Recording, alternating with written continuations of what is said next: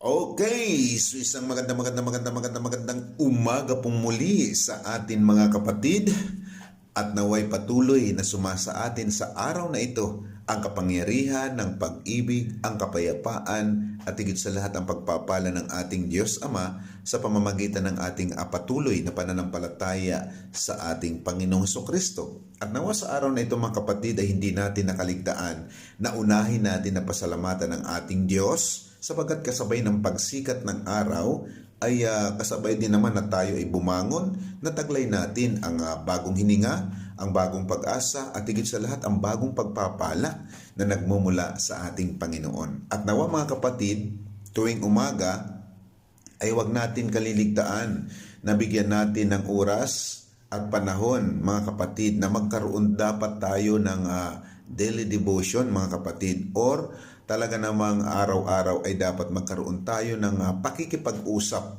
sa ating Diyos, sapagkat ito yung paraan o ito yung daan mga kapatid na kung paano tayo lalago sa ating pananampalataya bilang mga anak ng Diyos. At ito din yung paraan mga kapatid para mas the more tayo na maging malapit sa ating Panginoon. At alam naman natin mga kapatid kung ano yung privilege nito kapag tayo ay malapit sa Diyos. Ano man ang hingin natin at nakikita lagi ng Panginoon kung ano yung ating mga pangangailangan. At tiyak mga kapatid na hindi tayo matitiis ng Panginoon na hindi niya i-provide ang ating mga pangangailangan. Amen? Kaya mahalaga po mga kapatid, ini-encourage ko po ang bawat isa na nawa bawat isa sa atin bilang mga mananampalataya ay meron tayong panahon para sa pagkikipag-fellowship sa ating Panginoon. Sabi nga, magkapi-kapi tayo, makipag-fellowship.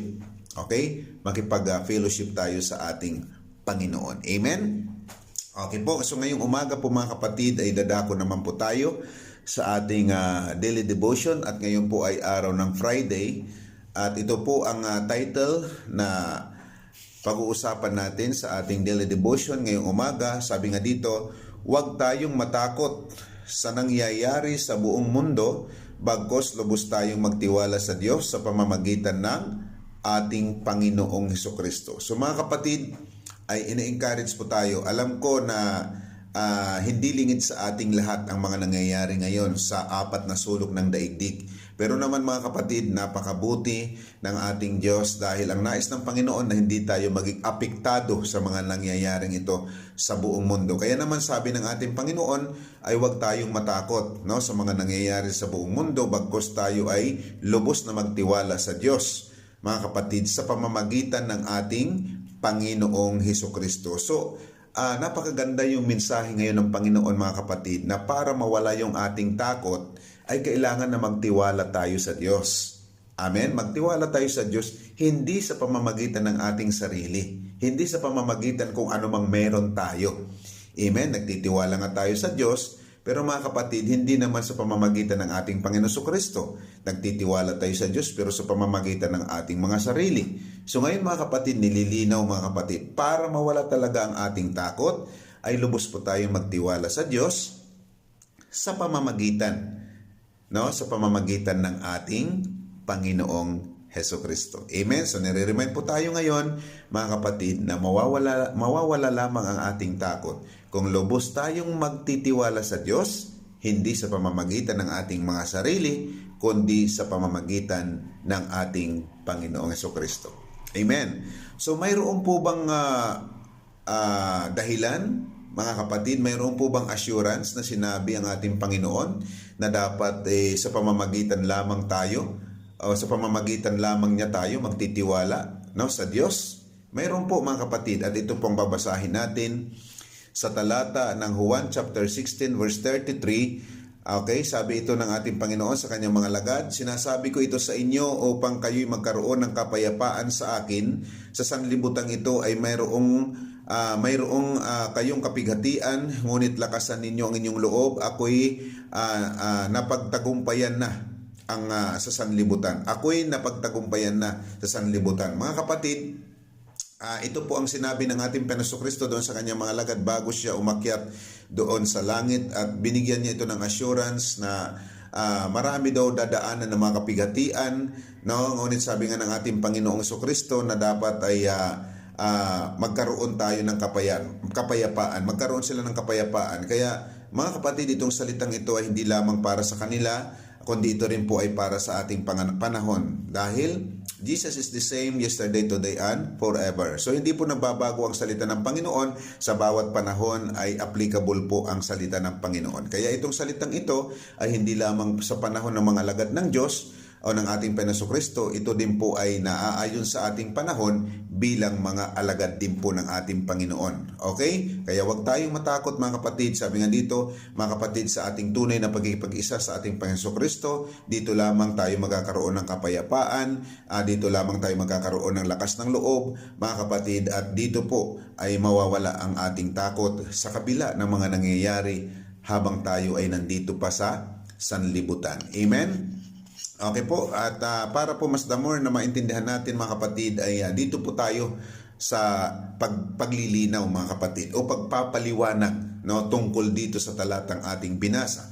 Sabi ganito mga kapatid, yung Jesucristo, sa panahon natin ngayon ay napakaraming nakakatakot na balita. Mga kapatid, kapag tayo po ay nagbabad sa cellphone natin, nagbabad tayo sa mga television, mga kapatid, makikita po natin dyan ang iba't ibang mga balita na nakakatakot mga kapatid. Okay? Pero mga kapatid, ganun pa man mga kapatid, yun po yung dahilan na kung bakit tayo natatakot o nagkakaroon ng takot, kasi dyan tayo nakatuon sa mga bagay na iyan. Amen? At yun po ang nagdudulot sa atin ng pagkatakot mga kapatid. Okay? So ngayon makikita natin sa mga Facebook, may mga lindol, may mga bagyo, may mga virus, may mga sakuna. Okay, so wala naman silang ibang ipapakita, maging mga television, wala naman silang ibang ipapakita kung ano yung mga ginagawa lamang dito sa mundo. Kaya mga kapatid, kung dyan tayo nakatutok araw-araw, tiyak mga kapatid na magkakaroon po tayo ng takot. Bakit? Maraming mga digmaan, maraming sakit, maraming kagutuman, crisis at iba pang mga kaguluhan na makikita natin sa mga ito, at yun po ay nararanasan mga kapatid habang tayo ay nandito sa mundo mga kapatid. So dahil dyan marami ang natatakot at nababalisa sa kung ano ang mangyayari. Ngunit bilang mga anak ng Diyos, mga kapatid, nire-remind po tayo, bilang mga anak ng Diyos, tayo ay tinawag hindi upang mabuhay sa takot, kundi sa pananampalataya. Kaya mga kapatid, tayuan natin ang pagkatawag sa atin. Hindi tayo tinawag ng Diyos para takutin, mga kapatid, bagkus tinawag tayo ng Panginoon para magtiwala sa Kanya, manampalataya tayo sa Kanya. Kaya mga kapatid, ito po yung kailangan natin mga kapatid na maintindihan bilang mga tinawag, bilang mga pastor, bilang mga elders, mga leaders ng church o bilang mga mananampalataya, lahat ng mananampalataya sa ating Panginoon Kristo. Hindi po tayo tinawag para takutin, kundi tinawag tayo ng Diyos para bigyan ng assurance. Amen? Okay? So ang takot ay dumadating mga kapatid. Ang takot ay dumadating. Paano? Ang takot ay dumadating kapag nakatuon tayo sa mga bagay ng mundo. Okay? So kapag nakatuon ka dyan sa cellphone mo, nakatuon ka dyan sa television mo, mga kapatid, yun po ang nagdudulot ng pagkatakot sa iyo. Ngunit, mga kapatid, para sa mga anak ng Diyos, magkakaroon tayo ng kapayapaan, mga kapatid, no? Magkakaroon tayo ng kapayapaan at darating lamang ang kapayapaan sa ating mga buhay kapag tayo ay nakatuon sa ating Panginoong Jesucristo. Kaya kung gusto mong matakot, sige, magbabad ka sa cellphone, magbabad ka sa television, pero kung gusto mo ng kapayapaan, mga kapatid, kapanatagan sa puso at isipan mo, ituon mo lagi ang iyong isipan, ang iyong puso, no, sa ating Panginoong Jesucristo. Amen? Ang sabi ng ating Panginoon sa kanyang mga lagad, lakasan ninyo ang inyong loob. Ako'y nagtagumpay na sa sanlibutan. Amen? Mga kapatid, nagtagumpay na po ang ating Panginoong Jesucristo. Napagtagumpayan niya na po ang sanlibutan since 2,000 years ago. Kaya naman ini-encourage tayo mga kapatid na dapat lakasan natin ang loob natin. Amen? Napagtagumpayan na ng ating Panginoon ang sanlibutan. Ito ay isang paalala na anumang kaguluhan na dumating, okay? Anuman ang kaguluhan ang dumating, si Jesus ang ating tagumpay at ating kanlungan. Mga kapatid, Jesus is with us. Okay? Kapag ang Diyos ay panig natin, sino pa ang lalaban sa atin? Sabi nga sa Awit, chapter 46, verse 1, ang Diyos ang ating kanlungan at kalakasan, handang saklulo sa oras ng ating kagipitan. Mga kapatid, the Lord is with us. Ang Diyos ay laging nariyan. Kaya naman huwag kayong mawawala. wag kayong mawawalan ng daily devotion. Okay? Kasi ito lamang yung way kung paano ka lalakas ang loob mo, paano ka matututong magtiwala sa Diyos, at higit sa lahat, dito lamang tayo magkakaroon ng panahon para lalo tayo maging malapit sa Panginoon. Okay? Pero pag wala kang daily devotion, mga kapatid, pagising mo cellphone, pagising mo television, mga kapatid, tiyak na mararamdaman mo ay takot. Pero ang mga anak ng Diyos, pagising, mag-pray, and then mag-devotion, magbasa ng salita ng Panginoon, mga kapatid, ang assurance ko sa inyo, tiyak na lalakas ang loob ninyo at never kayo makakaramdam ng takot dahil nakakatiyak kayo na kasama natin si Kristo. Amen? Kaya't mga kapatid, huwag tayong mangamba. Ang Diyos ay may ganap na kapangyarihan at kontrol sa lahat ng bagay.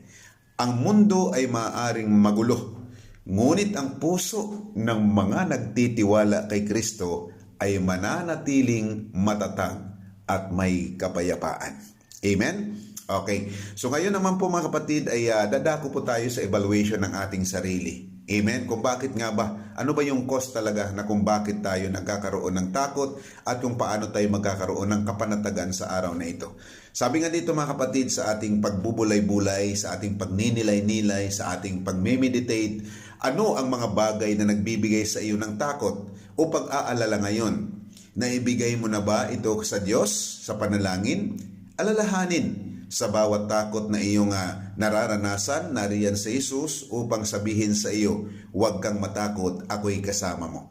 Amen? So mga kapatid, anuman ang alalahanin mo ngayon, ipagkatiwala mo yan sa ating Panginoon Kristo at tanggapin mo ang kanyang salita, ang kanyang pangako. Sabi ng Panginoon, huwag kang matakot, ako'y kasama ninyo. Kaya dinideklara ko ngayon sa mga kapatiran ko sa apat na sulok ng mundo, dinideklara ko sa inyo, huwag tayong matakot, dahil kasama natin si Kristo. Amen? Okay po. So ngayon mga kapatid ay mayroon na tayong kapanatagan dahil the Lord is with us. Amen? Kasama natin si Lord. Kaya naman ngayon ay dadako na tayo sa ating panalangin.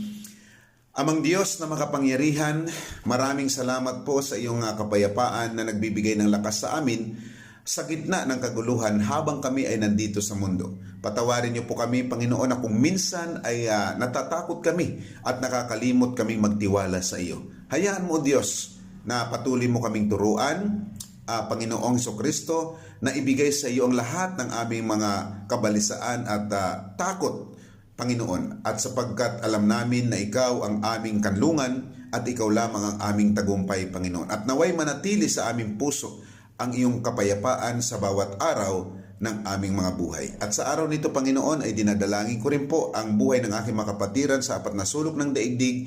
Panginoon, Lord, pagkaingatan mo po kaming lahat. Ilayo mo kami sa araw na ito sa anumang uri ng tukso, anumang uri ng takot, sa mga bagyo, sa mga lindol, sa mga virus, sa mga sakuna, Panginoon. Bagos, Lord, we declare that we are protected by the power of your name, O God. Protektado mo kami, Panginoon, sa kapangyarihan ng iyong pangalan. Kaya sa araw na ito, Diyos, ay patuloy kami na nagpupuri sa iyo at nagpapasalamat, O God. At ipinagkakatiwala namin sa iyo ang lahat ng aming mga kahinaan, Panginoon, dahil tunay nga sabi mo nga, Panginoon, apart from you, Lord Jesus Christ, we can do nothing, O God. Kaya sa araw na ito, Panginoon, dalangin ko po na puspusin niyo po ang buhay ng bawat isa sa amin, palakasin mo ang aming loob, ang aming pananampalataya, at hayaan mo, Panginoon, sa araw na ito, Lord, ay mangyari lamang sa aming mga buhay, hindi ang kalooban namin, bagkus kundi ang iyong kalooban, Panginoon. Lord, na salamat, Panginoon, dahil kung paano mo iningatan ang mga Israelita sa Goshen, Panginoon, sa kabila ng mga sakuna, Panginoon, naranasan ng Egypt, Panginoon. Lord, ganun din sa araw na ito, Lord, ay